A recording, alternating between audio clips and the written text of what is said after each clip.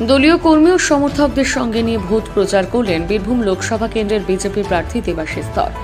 আজ বেলা 12টা নাগাদ বীরভূমের রামপুরহাট হাসপাতাল পাড়ার হনুমান মন্দিরে পুজো দেন তিনি। তারপর হুট খোলা গাড়িতে চেপে রামপুরহাট 1 নম্বর ব্লকের বিভিন্ন গ্রামে ভোট প্রচার করেন। 3 বারের সাংসদ শতাব্দী রায়ের জন্য আমাকে যেখানে সেখানে বিভিন্ন রকম উত্তর দিতে হচ্ছে। বিগত 15 বছর থেকে গ্রামের লোকজনের জন্য সেরকমভাবে উন্নয়নমূলক কাজ না করায় প্রত্যেক গ্রামে গিয়ে ওনার বিরুদ্ধে কথা আমাকে শুনতে হচ্ছে।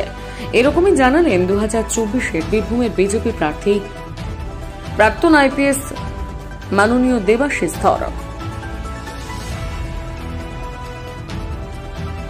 কিছুটা গ্রাম তো আপনি ঘুরেছেন, শতাব্দীর বিরুদ্ধে বা তৃণমূল প্রার্থীর বিরুদ্ধে গ্রামে গিয়ে কি কি ক্ষোভ পাচ্ছেন আপনি? ক্যামেরা ঢোকাবে না। কালকে ওনার দলের এত সাধারণ মানুষ এতদিন জানাচ্ছিলেন অভিযোগ, ওনার দলের লোকও কালকে ওনাকে বিক্ষোভ জানিয়েছে। আর ওনার জন্য আমাকেও অনেক কিছু শুনতে হচ্ছে। মানুষ তো জানে না এতদিন কেন পায়নি, বার্ধক্য ভাতা পায়নি, বিধবা ভাতা পায়নি, বাড়ি পায়নি, জল পায়নি, রাস্তা পায়নি।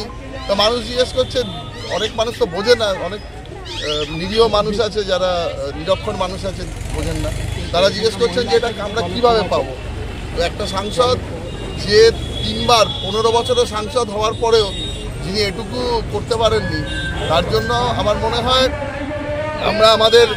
আমি আমার মতো করে বোঝানোর চেষ্টা করেছি এবং এটা আশ্বাসন দিয়েছি যে এই সিস্টেমের অতি শিগগিরই বদল হবে।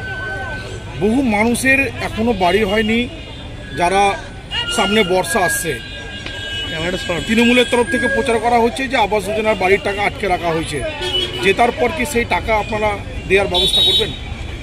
প্রথমত চোরেদের 1 টাকাও আর চুরি করতে দেওয়া হবে না, ঠিক আছে?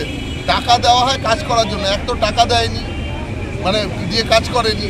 2 নম্বর কথা কাটমানি খেয়েছে। আর 3 নম্বর কথা, এই কাজটি যে টাকা দেওয়া হয় এটা হচ্ছে গরিব মানুষের জন্য, জাতি ধর্ম বর্ণ নির্বিশেষে।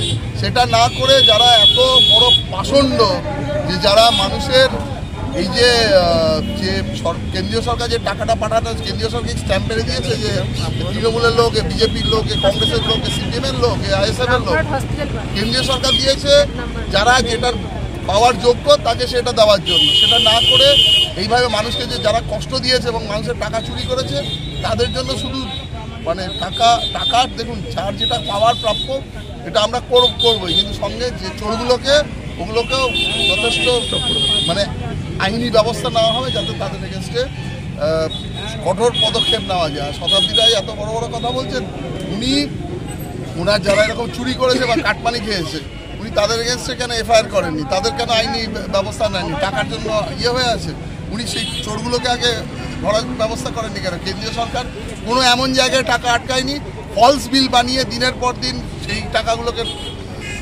করে নিয়েছে, সাইফন করে নিয়ে তাদের পার্টির কাজে বা চোরদের কাজে লাগিয়েছে। জেতার পর কি আপনারা সেই টাকা মানুষের ফিরিয়ে দেওয়ার চেষ্টা করবেন? জেতার পরে আবাস যোজনা বাড়ি যেগুলো ইনকমপ্লিট অবস্থায় আছে, অবশ্যই প্রত্যেকটা মানুষের যা চোখের জল, যা কষ্ট, এগুলো দেখা যায় না চোখে, তাদের জন্য আমার মৃত্যুপণ পর্যন্ত আমি কাজ করি।